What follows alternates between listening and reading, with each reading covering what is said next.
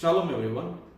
మీకు లాస్ట్ వీడియోలో సిలువ ఇంట్లో ఆర్ చర్చ్ మీద ఆర్ ఎక్కడైనా సరే పెట్టుకోవడం అది కరెక్టా రాంగా తర్వాత చెప్తాను అని ఒక స్టేట్మెంట్ చెప్పాను. దాని గురించి ఒక చిన్న వర్డ్. ఇప్పుడు కూడా అది పెట్టుకోవడం తప్పు అని అనట్లేదు, పెట్టుకోవడం కరెక్టు అని అనట్లేదు.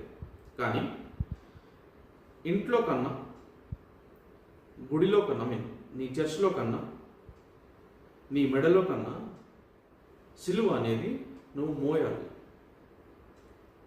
నీ హృదయంలో ఉండాలి, నీ గుండెలో ఉండాలి, నీ తలంపుల్లో ఉండాలి, నీ మాటల్లో ఉండాలి, నీ చేతుల్లో ఉండాలి, నీ ప్రార్థనలో ఉండాలి.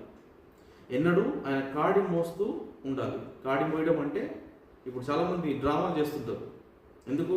రాజ్ ప్రకాష్ పాల్ వాళ్ళ వీడియో చూస్తే ఒకటి, నన్ను కొట్టండి, నన్ను కొట్టండి, తను యేసు ప్రభు లాగా అంట, తను కొట్టండి, అది చెక్కల సిలువ చేపించి మోస్తున్నాడు. ఇవన్నీ కాదు, ఇవన్నీ చూపించి ఏం చేయలేరు మీరు.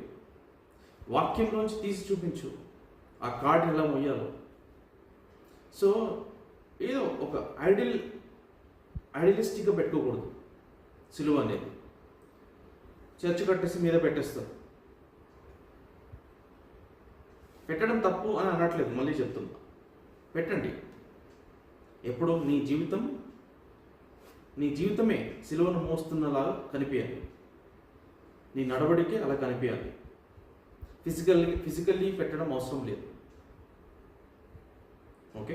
అట్ ద సేమ్ టైం ఎవరైతే జీసస్ ఫొటోస్ అని పెడతారో అసలు జీసస్ ఫొటోసే కాదు అవి. ఓకే.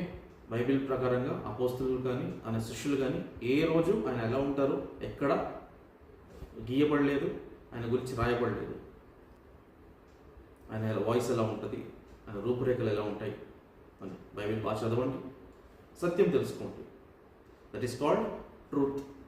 ఇంకా మీరు బాగా తెలుసుకోవాలి కరెక్ట్ అయిన ట్రూత్ అంటే దాన్ని అన్ఫిల్టర్డ్ ట్రూత్ అంటారు. Check out the channel. Shalom.